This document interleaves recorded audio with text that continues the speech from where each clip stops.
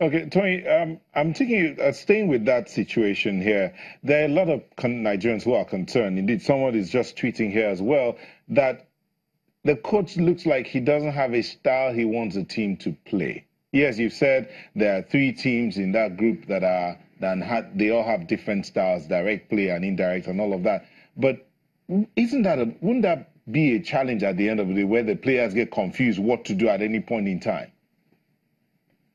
No, there's no confusion about it. It's a plus, rather, it's a plus for us to have players who can adapt to different styles, different formation, depending on what the coach wants them to do. We have our style, which we, on a match day, can impose on our opponents. And sometimes in the World Cup, you meet teams that are a lot better with holding on to the ball. So you have to be able to adjust and develop a strategy around how you react. If you play a team, for example, that is possessing the ball and you have to do a lot of running, a lot of chasing, you have to adjust and know how to quickly break out when you have the ball and counter. So all of these things will come to play in a tournament like the World Cup, where teams are so good, they take advantage of any slip, any mistake, they punish you. So we have to be able to hit the ground running, know exactly what we want to do, and be able to hold our own against some of the best players in the world. So it's a plus for us. The coach already has an idea. He scouted the opposition. He knows what they can do. He knows our strengths. We have to be able to exploit the weaknesses of the opposition. We have to be able to consolidate in our areas of strength and also avoid making mistakes and improve on our perceived area of weakness, so that we can present a team that is balanced and that is smart with the ball, and that is also efficient and effective in front of goal. Okay, Tony, we have to let you go. So just this quick one here. What should Nigerians be expecting tonight? There are no guarantees in football. You cannot give 100% and say, I know the result of the game. It's only God that can tell you what will happen in the next minute. But the way we prepare this team, the way the boys are hungry, and the way we've put out ourselves in training in the last couple of days, we will produce a team that will fight, defend the green of Nigeria, and make us happy. And I hope it gets us a victory at the end of the day. Any predictions from the psychic cat yet? We are not dependent. We are not superstitious. There's a pig. I think there's a pig that predicted that we'll be in the semis. There's a cat that is also predicting that we'll do well. But we can't rely on cats and pigs to determine how far we do at the World Cup. We rely on the amount of work we've done, the preparation, the coaching, luck. I don't want to call it luck. Maybe God's favor. Because no matter how you look at it, the best teams need slices of luck along the way. So a good rub of the green for us, some luck to go with it. And I tell people 3 points today. If it is half zero, if it is 0.10, just 3 points will be okay for us to get up to a winning start at the World Cup. And that's what we'll be going for. Thank you very much, Tony Ibitoye, Media Officer, Super Eagles, joining us from Kaliningrad. Thank you. We'll let you go for your meeting now. Okay, so guys, you heard him. I mean, Ojeke, you heard Tony. You talked about how much they poured themselves into training and all that. From what you saw yesterday, let's look at yesterday's game, for instance. Portugal, Spain, Uruguay, Egypt. From the games you watched yesterday, put that against our own game with Croatia. Again, the Portugal-Spain game is a different one entirely. That's like watching Wozlaf semi-final before semi-final. I mean, like a final before the final. I didn't expect Portugal to raise it that high, but then that was like a final before the final. And when you take that out of this competition, you're wondering how the final will be. I mean, it was a 6-goal thriller. Then the African teams, again, there's this I hope this will be not going to happen to us. Morocco, Iran.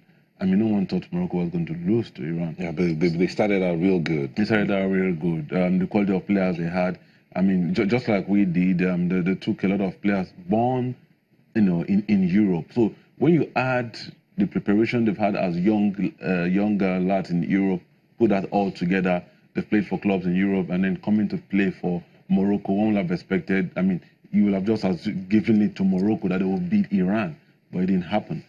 Same for Egypt. There's certain things that the big players will do. We talked about that just before, off air. That little thing will just count.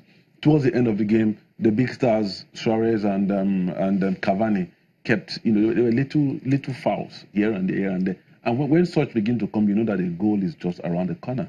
And then the corner, they had then the corner kick and they got the goal. After all the work Egypt had done. So that's the thing. I just hope, like I said earlier, it's not going to affect us. You put in a lot, thinking you're going to win or get a point out of it, then the big guy will just do one small thing. For 89 minutes, you might be thinking this guy is not playing. Why is the coach not taking him out? But the coach knows why he's going to leave him there. 1 minute, he's going to do something, and the goal will just come. So our players really must be mentally alert. That's the message. What happened against us, against Italy in 94, you see it again happening to this other African, to Morocco, to Egypt. So we have to be alert. You have to put your eyes on the ball. For 90 minutes, you have to concentrate. I mean, Tony talked about mistakes. It happens in football, but you just have to prevent it from happening. And so that's the thing the players must do. The coach has tried. At the end of the day, he's going to judge by the results. I think he's tried so far. Let's hope he continues to try. Okay. Jide, do you sometimes we go into some of this tournament and we start out with a loss at the first game, sometimes a draw in the second one, and then a win the third one. Do you think a loss would do us any good? Nigeria has never progressed with a loss in the first game. We've always progressed either winning the first or drawing the first. So we cannot, I don't think in this group, we cannot make an early mistake. We cannot.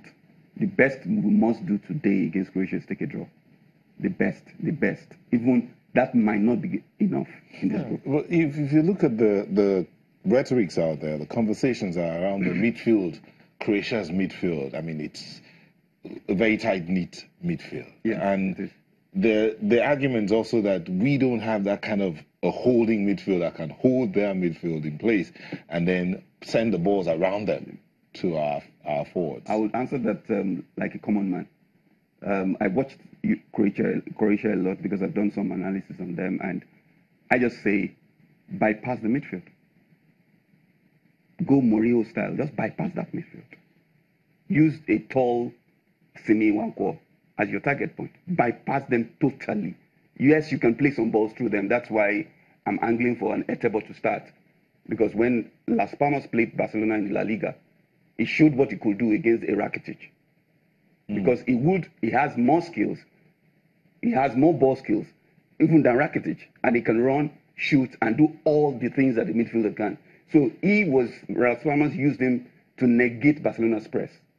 Immediately they got the ball in defense, they gave it to him. They knew he would be able to go past the first person and then take a pass.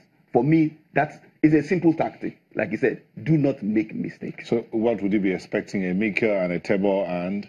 I expect, from what I drew up last night, I expect Mikel and Ndidi to form a base in front of the four defenders. And let Etebo stay like a diamond in front of them. It will be Moses. We know what they can do. I'm just a little bit skeptical about chances created for Igalo. He has not been the most potent for us and all that. So I'm expecting something. Today is his 29th birthday. Yeah. I'm expecting a birthday gift from him. No, Igalo. Igalo, okay. Yes.